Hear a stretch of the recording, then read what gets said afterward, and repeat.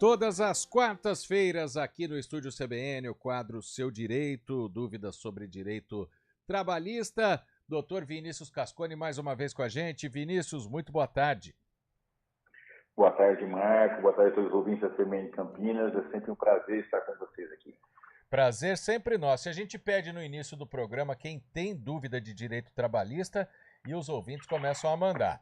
O Denilson de Piracicaba, ele faz a pergunta aqui. Gostaria de informações sobre a questão de equiparação salarial. É possível contratar uma pessoa para exercer a mesma função, ganhando mais que você, mesmo tendo mais de 10 anos de empresa, fazendo a mesma coisa?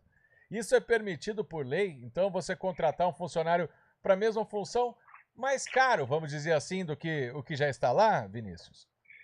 Bom, Marco, na verdade, é claro que a gente precisa ver efetivamente o que acontece de fato, se é a mesma função, a mesma capacidade técnica ali para a gente dar essa resposta concreta.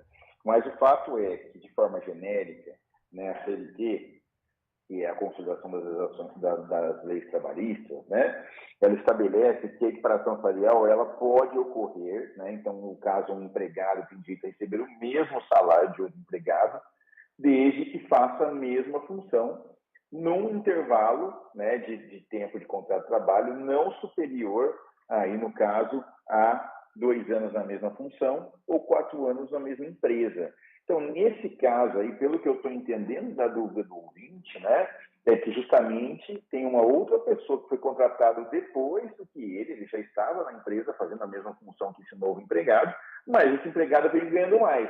Realmente aí tem uma distorção, né? E com certeza posso atestar que talvez é bastante possível que o ouvinte tenha direito a essa equiparação. Doutor, boa tarde, Tayla por aqui. Queria te perguntar também sobre mudanças de função, né? É possível, por exemplo, que a empresa promova a função do funcionário, mas sem aumentar o salário, né? Tem uma promoção ali, uma mudança de função, mas sem aumento? Boa tarde, Taylor. Bom, nesse caso aí, infelizmente, em regra, não há nada que obrigue uma empresa, quando muda a função, a estabelecer um aumento salarial, certo? Essa é a regra geral na legislação. Entretanto, muitas convenções coletivas de trabalho, e aí eu volto a explicar para os ouvintes o que é uma convenção coletiva, que é uma norma que é firmada, uma convenção firmada entre um sindicato dos empregados, um sindicato patronal, ou um acordo coletivo de trabalho, que é entre o sindicato dos empregados e a empresa, pode estabelecer, estabelece, muitas fazem isso, né? Estabelece um acréscimo, um percentual de aumento salarial quando você muda de função. Um exemplo que acontece isso muito aqui, em duas convenções bastante importantes aqui na região de Campinas, é a Convenção dos Trabalhadores do Ramo Farmacêutico e a Convenção Coletiva dos Trabalhadores da Indústria Química e Plástica, ambos os sindicatos químicos unificados. Então, nesse caso específico, aí, a convenção garante esse direito desse plus. Então, mudei de função, tem lá o percentual estabelecido na convenção que vai ter automaticamente aumento salarial. Agora, a regra geral, por mais que eu mude de função, se não tiver uma previsão na convenção coletiva ou acordo coletivo de trabalho da sua categoria, infelizmente não vai ter esse acréscimo. Vinícius, e redução salarial pode acontecer em algum caso? Olha, Marco, essa pergunta é muito importante porque a Constituição Federal estabelece que é vedada qualquer redução salarial. Então, o que acontece? E por mais que não exista uma legislação específica que inferior à Constituição, né, para regulamentar essa situação, mas ali está especificado que você não pode reduzir a remuneração de um trabalhador. Então, nesse ponto, nenhum acordo, aí no caso, né, que o empregado faça com a empresa pode valer para reduzir seu salário, né? Mas ela é obrigada a garantir aquele patamar mínimo que já estava pré-estabelecido. E isso também é estendido para alguns benefícios. Por exemplo, se a empresa deliberadamente concede um convênio médico, ela não pode depois retirar esse convênio médico. Existem diversas decisões na Justiça do Trabalho que já restabeleceram benefícios que foram cortados nessa relação de trabalho, porque justamente foi baseado nesse princípio que chama princípio da irredutibilidade salarial, que é um princípio que está na Constituição Federal. Então, nesse caso, não é possível reduzir. Agora, tem algumas situações excepcionalíssimas, certo?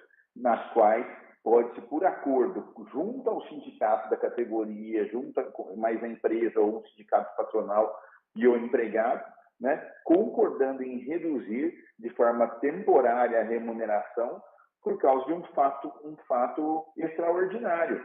O que eu posso dizer como exemplo, inclusive na pandemia, né, foi algo extraordinário que aconteceu, que houveram acordos e convenções nesse sentido de reduzir uma parte da remuneração por causa, por exemplo, de não estar funcionando algum tipo de estabelecimento por causa da situação econômica que levou a um grande prejuízo para a empresa. Então, para se manter os empregos, foi feito um grande acordo que, inclusive, nesse caso específico, o governo federal disponibilizou recursos para tentar suprir aí, né, a perda de renda desses trabalhadores, né, aqueles benefícios que estavam estabelecidos na legislação da pandemia. Perfeito. Doutor, e a gente sabe que existe o piso salarial que é previsto para cada categoria, né? Mas existe alguma lei específica para cargos e salários em cada função? Então, sobre pisos, é importante a gente entender o seguinte: existe uma lei federal que estabelece que tem o salário mínimo nacional. Então, a partir daí, ninguém no Brasil pode receber menos que um salário mínimo, certo? Então, todos os empregados têm que receber isso. O que acontece é que esses sindicatos de empregados, de empregadores, e às vezes o sindicato ou a empresa, acabam estabelecendo acordos ou convenções coletivas, como eu disse, e lá prevêem também um piso mínimo para aquela categoria. Então, é comum, né? Em regra, sempre é maior do que o salário mínimo. Então, a partir daí, já tem um novo patamar, né, que nenhum empregado daquela categoria pode receber menos que aquele valor, certo?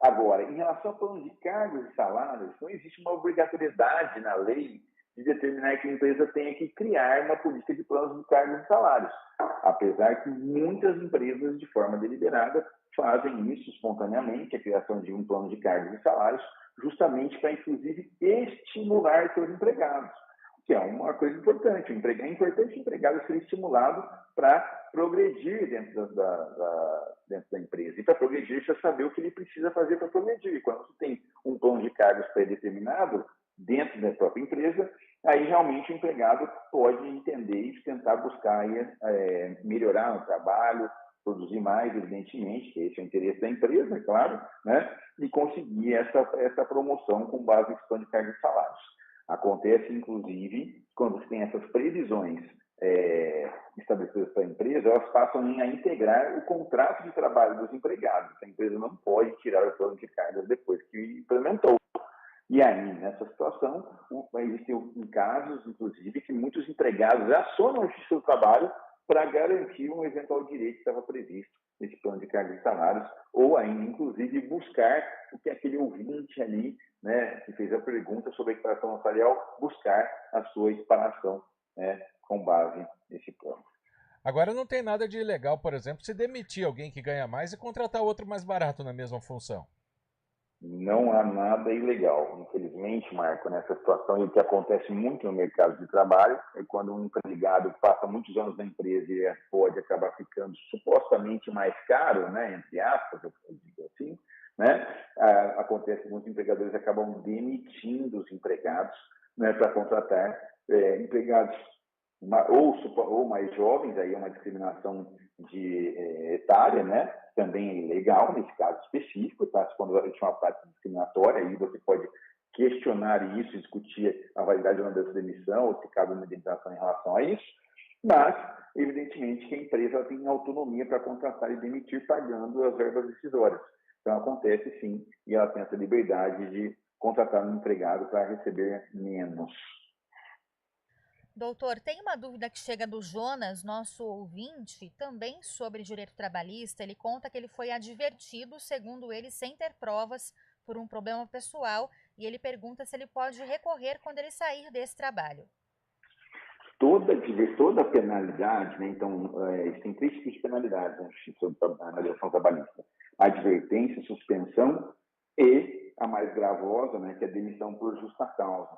Claro que cada vez que eu aplico uma penalidade, eu tenho que garantir o direito de defesa. Então, todo mundo tem direito de se defender. Então, se eu estou aplicando uma penalidade, eu tenho que ouvir a outra parte, no caso do empregado, para ele se defender e tentar esclarecer o fato. Agora, é claro que toda penalidade né? No caso, ele pode ser depois alvo de ação na Justiça do Trabalho. Agora, precisa ver se essa penalidade gerou algo mesmo para esse trabalhador. Uma simples advertência ou verbal por escrito, né? É importante deixar claro que isso não vai ser anotado na carteira de trabalho, isso não vai criar qualquer prejuízo para o empregado, né? Mas, é claro, que se ele é reincidente diversas vezes, isso pode acontecer uma adoção de uma medida mais grave, como uma suspensão do contrato de trabalho, né? Aí o que acontece, por exemplo, 1 dia, 2 dias, 3 dias, 5 dias, e aí isso vai ser descontado do salário desse empregado. Então, isso é mais grave. Isso sim, aí ficaria recorrer ao Justiça do Trabalho. Agora, no caso, uma advertência da qual não vai gerar qualquer outro tipo de impacto na remuneração do trabalhador ou no contrato de trabalho dele, eu acho desnecessário aí entrar com o processo judicial depois para isso.